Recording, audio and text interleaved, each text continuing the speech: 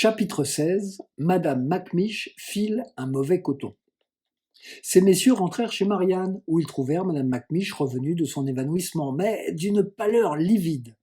En apercevant les rouleaux d'or que le juge de paix remit à Marianne, elle se dressa en poussant un rugissement comme une lionne à laquelle on arrache les lionceaux, et retomba aux pieds du juge de paix. « Malheureuse créature, dit-il en la regardant avec dégoût. L'amour de l'or et le chagrin d'en perdre une partie sont capables de la faire mourir. Qu'allez-vous en faire, Marianne ? Marianne, si vous vouliez bien vous en charger, monsieur le juge, ici nous n'avons pas de place, impossible de la garder. Le juge, où est Betty ? Si on pouvait l'avoir, elle consentirait bien, je pense, à soigner son ancienne maîtresse. Charles, Betty est restée chez sa sœur, la blanchisseuse. Marianne, veux-tu aller la chercher, Charlot ?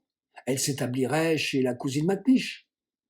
Charles, j'y cours. Mais si j'emmenais la pauvre Juliette qui est si pâle, l'air lui fera du bien. Juliette, oh oui, mon bon Charles, emmène-moi, je suffoque, j'ai besoin d'air et de mouvement.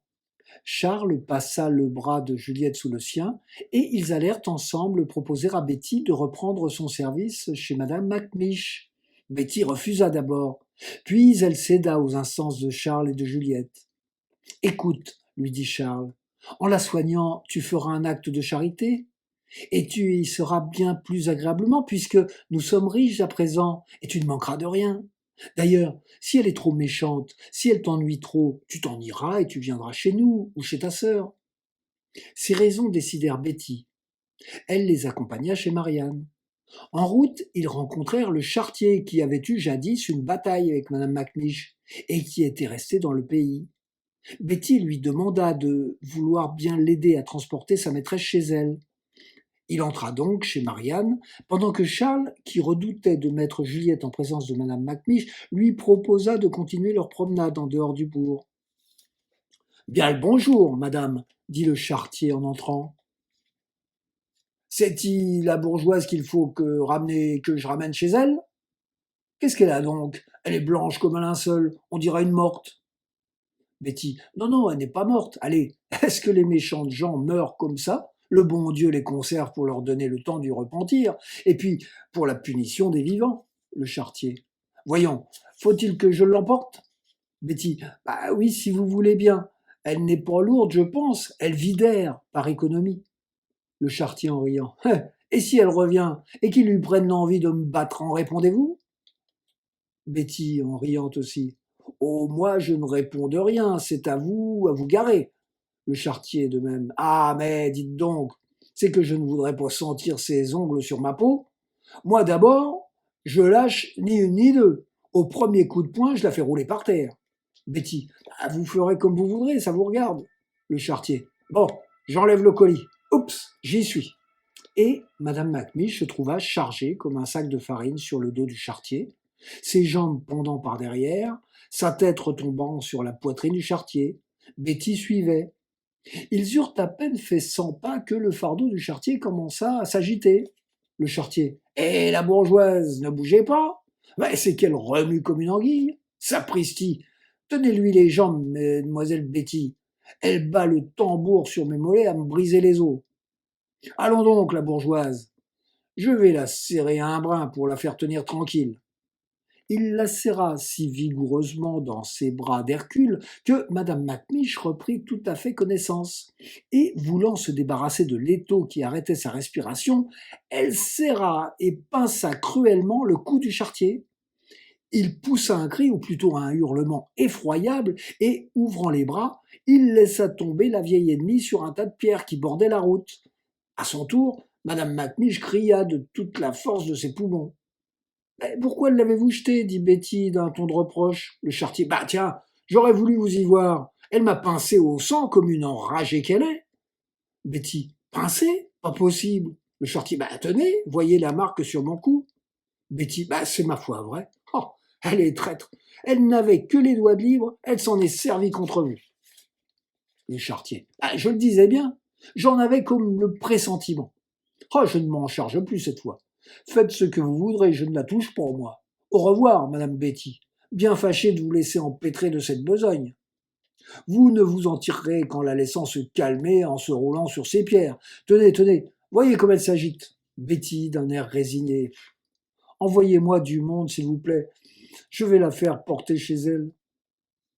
Le charretier, qui était bonhomme, s'en alla, mais revint peu d'instants après avec un brancard et un ami. Ils enlevèrent madame Macmiche, malgré ses cris, la posèrent sur le brancard et la déposèrent chez elle, sur son lit. En guise de remerciement, elle leur prodigua forces injures. Le charretier. Allez, allez toujours. Je me moque bien de vos propos et de vos claques. J'ai l'oreille et la peau dure. Ce n'est pas pour vous ce que je fais. C'est pour soulager mademoiselle Betty, qui est une brave fille et qui a la réputation bien établie dans le pays. Au revoir, mademoiselle Betty. Betty. Au revoir, monsieur Donald, et bien des remerciements. Le charretier. Tiens, vous savez mon nom. Comment ça se fait? Betty. Je l'ai su dès le jour où vous avez eu cette prise avec ma maîtresse. On disait que vous deviez vous établir dans notre bourg. Et vous y êtes tout de même. Le charretier. C'est vrai. Et j'espère bien trouver une place et y rester. Allons, je vous laisse. Viens-tu, Ned? Ned. J'y vais, j'y vais. Bonsoir, mademoiselle Betty. Betty. Bonsoir et merci, monsieur Ned. Le charretier. Ah, ça, vous connaissez donc chacun par nos noms? Betty. Ce n'est pas malin. Vous venez de l'appeler Ned. Je le répète après vous. Ah, elle a de l'esprit tout de même, dit Donald à Ned en s'en allant. Betty, restée seule, près de madame Macmiche, lui donna quelques soins qui furent repoussés avec force injure. Je veux être seule, cria-t-elle. Je veux être seule. Je ne puis vous laisser tant que vous n'êtes pas remise sur vos pieds, madame. Madame Macmiche essaya de se relever. Elle poussa un gémissement et retomba sur son oreiller. Elle ne pouvait ni se redresser, ni se retourner sur son lit. Betty, inquiète et redoutant quelques fractures, proposa à madame Macmiche d'aller chercher le médecin. Madame Macmiche. Jamais, je ne veux pas. Plutôt mourir que payer un médecin. Betty. Madame a peut-être quelque chose de dérangé dans les os, il faut bien qu'on y voie. Et Betty s'esquive pour aller chercher M. Killer. Madame Macmiche. Malheureuse, infortunée que je suis, on me vole mon argent, on veut me ruiner en médecin. Oh, mes pauvres 50 000 francs, ils me les ont volés. Et l'or, ces pièces si jolies, si charmantes, ils les ont prises. Ah, mon Seigneur, ils m'ont pillé, assassiné, égorgé. Ce gueux de Charles, cette scélérate de Marianne, ils ont tout raconté à ce juge, un méchant juge de paix de 4 sous. Il m'a dévalisé, il m'a volé peut-être. Il faut que j'aille voir ma clé. Ils m'ont pris ma clé, ils m'ont volé ma clé.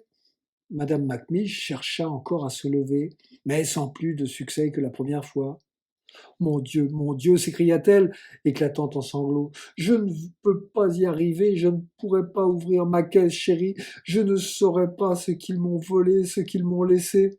À 2 pas de mon trésor, ce qui fait ma vie, mon bonheur, et ne pouvoir y arriver, ne pas pouvoir toucher mon or, le manier, l'embrasser, le serrer contre ma poitrine, contre mon cœur. Oh mon or, mon cher et fidèle ami, mon espérance, ma récompense, ma joie, ô rage et désespoir. Quand Betty rentra avec le médecin, ils la trouvèrent en proie à une violente attaque de nerfs accompagnée de délire. Elle ne parlait que de sa caisse, de sa clé et de son or. Le médecin examina la jambe gauche, qui ne faisait aucun mouvement.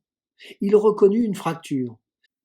Aidé de Betty, il déshabilla madame Macmiche, la coucha dans son lit, fit le pansement nécessaire, mit l'appareil voulu pour que les os puissent reprendre, et recommanda du calme, beaucoup de calme, de peur que la tête ne s'engageât tout à fait. Betty crut devoir avertir Charles et les Miss Dakins de ce qui arrivait à la cousine Macmiche. Je veux profiter de son moment de calme, pensa-t-elle, pour courir jusque là-bas. Vous voilà déjà de retour, Betty, dit Marianne qui, aidée de Charles, servait le dîner recuit, refroidi et réchauffé. Dînez-vous avec nous? Betty. Je ne demanderai pas mieux, bien sûr, mais ne voilà-t-il pas que la cousine Macmiche a la jambe cassée à présent? Marianne. Cassée? C'est-il possible? Quand donc? Comment donc? Betty raconta ce qui était arrivé.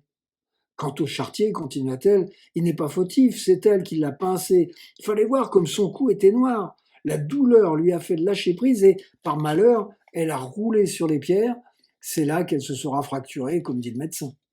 Marianne. Écoutez, Betty, dînez avec nous.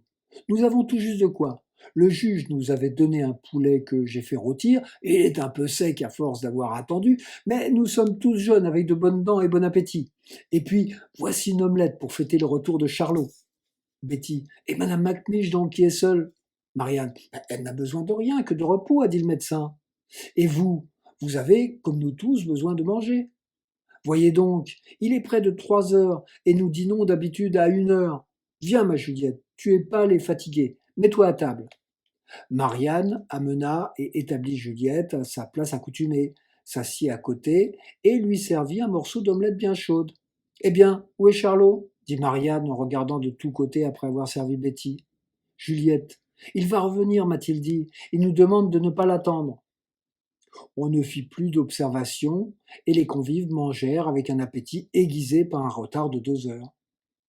C'est singulier que Charles ne rentre pas, dit Marianne, en réservant la part de poulet qui lui revenait, pourvu qu'il n'ait pas été faire quelque sottise. Oh non, répondit vivement Juliette, au contraire. Marianne, mais comment au contraire, tu sais donc où il est? Juliette, oui, il me l'a dit. Marianne, où est-il? Pourquoi ne le dis-tu pas? Juliette, parce qu'il m'a demandé de ne le dire que lorsque Betty aurait fini son dîner pour qu'elle pût manger tranquillement et à sa faim. Betty, tiens, pourquoi cela? Où est-il allé? Juliette, il est allé près de Madame McNish, dans le cas où elle viendrait à s'éveiller et qu'elle aurait besoin de quelque chose. Il m'a demandé la permission d'y aller. C'est un bon sentiment et je l'y ai encouragé. Marianne, et tu as bien fait, Juliette. Et Charles est un bon cœur, un brave garçon. C'est bien ça. Ce que tu me dis m'attache à lui et me fait bien plaisir. Juliette embrassa sa sœur. Elle avait des larmes dans les yeux. Betty, qui finissait son dîner, ploya sa serviette, remercia Marianne et disparut.